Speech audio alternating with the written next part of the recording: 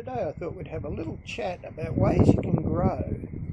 Let's say unconventional ways you can grow when you don't have a conventional garden. G'day folks, Andy here from McDowell Manor.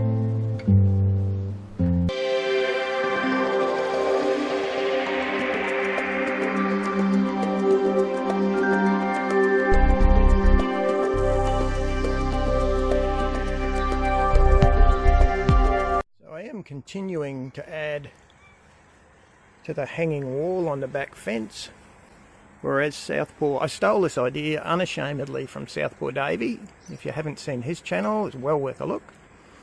That one on the end there, I added that just today with a couple of chitting potatoes. You can see it's a bit of Spudomatic because it's got potatoes in there, but I'm also having a crack at peanuts. That's a peanut there, which seems to be doing okay in the bucket. Same as that one, seems to be going okay.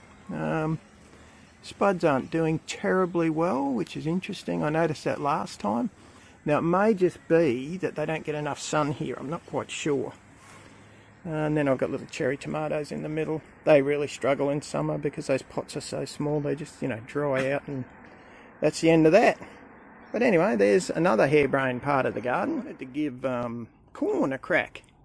Have a look at that. I gave it a crack in a root basket that I got from Rob Bob. Bits out the back, or otherwise known only by me as that hairy git from up Ipswich way. Geez, I tell you what, Rob, the corns actually seems to be doing okay in here, mate. There's a few bits that aren't going so well, but if I compare them to the bits that I put in the ground, they'd be doing about the same, so it's probably not fair to say they're not going well. It's just a couple of the ones that I put in that particular root pouch are going like a bloody cracker. Go figure. There you go. That's a lychee in another one of Rob's root pouches, and you can see I stole from him the idea of putting big saucers under there. And you kind of end up running them like a wicking bed so that they don't dry out too much. My hope, lychees, for those not familiar with lychees, I love the fruit, they're a tropical fruit, but they grow bloody big, and I ain't got room for something bloody big in my yard. Hence, we'll have a crack at the root pouch and see if that sort of naturally keeps it at a bonsai size, because the roots won't grow through the pouch. Once they start to feel the air, they sort of pull back. So we should end up with a decent size lychee in that root pouch. How's that for a harebrained idea? The berry that I've also thrown into a root pouch. Rosie bought that one on a bit of a whim. Now I did say at the time, don't do it, Rosie, we've got no room, but of course she did it. It's the story of our relationship. Rosie says, I'll do what I want, and I say yes dear and go along with it. Then hopefully I can clean up the mess. So I've stuck this one in another one of Rob's root pouches. There is a guava. Geez, it's doing well, just quietly. It's in a root pouch as well. I got gifted that when I looked after the lady across the road's plants when she was away for a week or two. Threw it into a root pouch. It's not one of Rob's, and I got to say, Rob, yours are 1,000 times better, mate. This one's already starting to fall apart. It's got the saucer on the bottom as well. Seems to be going alright, doesn't it? Pineapple, I've done the same thing with the big saucers. I really think, if you're a new gardener, or you're in a restricted area, like an apartment or something, and you want to grow stuff in pots, you don't need to be scared. You can get away with it. But my one piece of advice would be to put big saucers under them so that they can act as wicking beds and stay watered.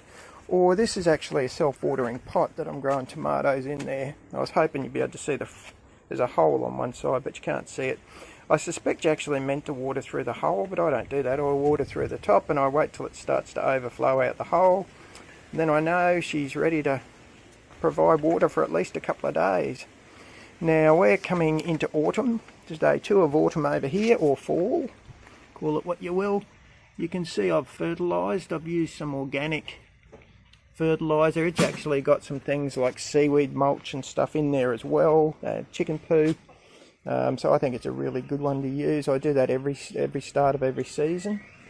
And I'll leave you with just a quick look at the aquaponics bed. See, I've rolled the cover back. That normally goes over the poly pipe and stops everything burning to death in our hot summer sun. I've rolled it back because we haven't had such bad days. Gotta say, Jesus, I'm impressed with this bed. It was really sort of a very slow start, but once it took off, holy guacamole. I'm still in shallots. We use a lot of shallots, and these are probably the biggest shallots I've ever seen. You can see the chives have gone nuts.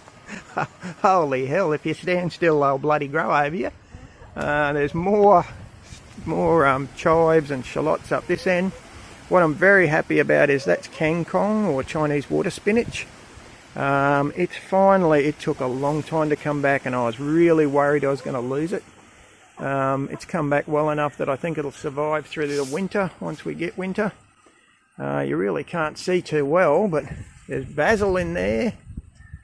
There's the odd cherry tomato. You can see it's coming out the side here. So, bloody hell, hasn't it gone off? I rescued a bit of that Lebanese watercress because I wanted to keep that alive too. I got that from a friend, Rob, out at Samford. G'day, Rob. If you're seeing this clip, mate, thanks for that. The little aquaponics bed has been taken, I knew this would happen, has been taken back over by Mint, and one of the spinach variants that I got from a mate just round the road. Thanks, buddy. Yes, they have taken over, and no, I don't care. They're useful, we use a lot of it, so why not?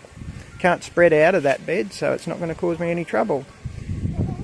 The fish are doing well. You're not going to be able to see them because it's almost dark, but trust me, yeah, they're going good. So that's just a quick little update, particularly on some of the different garden styles. I thought I'd show you stuff that's not your traditional, you know, plant in the ground in a lovely raised wicking bed style bed, but things where I've had a crack at trying something a little bit more alternative, and I think they're working a treat.